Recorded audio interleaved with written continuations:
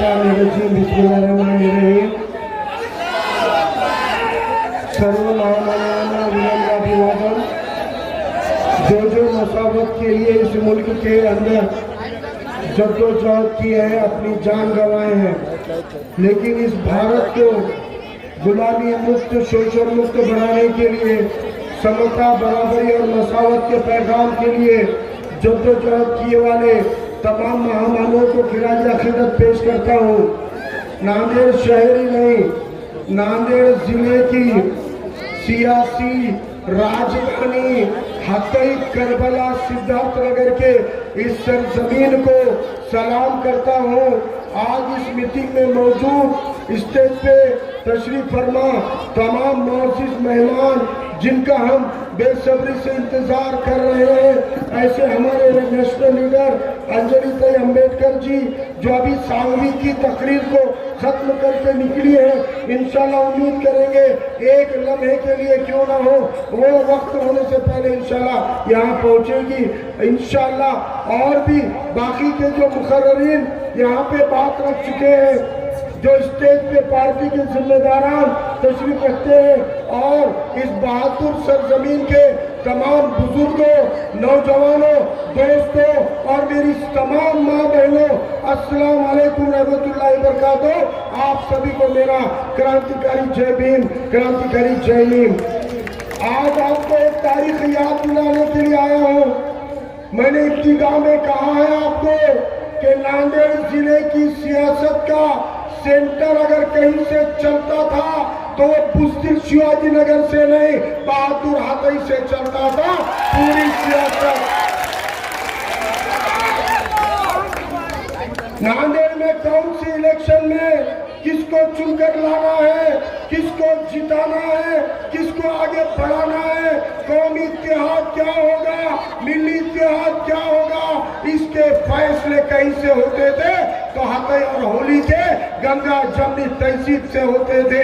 यही सियासत ने इस नांदेड़ का पहला मेंबर ऑफ पार्लियामेंट अगर किसी को बनाया तो हरिहरराव सोनू ने, हमारे बौद्ध भाई को तमाम इस नांदेड़ के मुसलमानों ने, हिंदुओं ने, दलितों ने एकजुट होकर पार्लियामेंट में भेजा।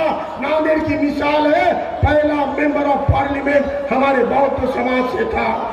इस नांदेड़ में वीडी देशपांडे नाम के ब्राह्मण समाज के मेहनतकश मजदूरों के नेता को तमाम समुदाय समाज ने चुनकर असेंबली में भेजा, उनको एमएलए बनाया, उनको अपना कायद बनाया। और ये वही नांदेड़ है जिस नांदेड़ में सैयद फारूक पाशा साहब को एक नहीं, दो नहीं, लगातार 3 बार हैट्रिक आमदार बनाने का काम इसी गंगा जमनी तहजीब के नांदेड़ ने किया।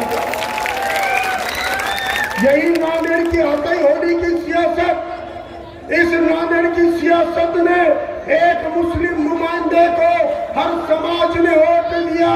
मुसलमानों के साथ साथ यहाँ के हिंदू भाइयों ने, बौद्ध भाइयों ने, दलित भाइयों ने एकजुट होकर उनको 3 बार असेंबली में भेजा। उसके बाद कांग्रेस की मुखालिफत का दौर आया। उस वक्त प्रोफेसर नूरुल्लाह खान साहब को इसी नांदेड़ ने असेंबली में भेजा। प्रोफेसर नूरुल्लाह खान साहब कांग्रेस को हराकर असेंबली में पहुंचे थे। ये मुस्लिम क़यादतों की तारीख है। क्या बात हो गई? उसके बाद में क्यों कोई मुसलमान आमदार और कोई बौद्ध खासदार नहीं बना? नांदेड़ का सियासत का मरकज जब हक़ई से हटकर बुज़दिलों के इलाके में चला गया, अशोक चौहान के कदमों में चला गया, इस नांदेड़ की गंगा जमनी और किरदार और काबिलियत की क़यादतें बंद हो गई। उस्मान नेक साहब इलेक्शन लड़े, ईसा खान इलेक्शन लड़े, अब्दुल सत्तार 61 बैटरी सोना बैटरी वाले 70 में इलेक्शन लड़े, हमीद सरवरी सर इलेक्शन लड़े, गफ्फार खान इलेक्शन लड़े, फिरोज नाला इलेक्शन लड़े, 2014 में सैयद मोइन साहब इलेक्शन लड़े। लेकिन उनको एक गट्टा वोट गिरने के बावजूद ये तमाम सीटों पर इन तमाम कायदों को सिवाय मुसलमानों के किसी भी कौम के वोट नहीं मिलने से 3000, 4000, 10,000, 12,000 वोटों से मुसलमान चुनकर आते आते गिर गया। उनको मालूम है कि किसी भी मुसलमान को कोई ऐसी पार्टी टिकट नहीं देगी जो पार्टी अपना गैर मुस्लिम वोट दिलाए।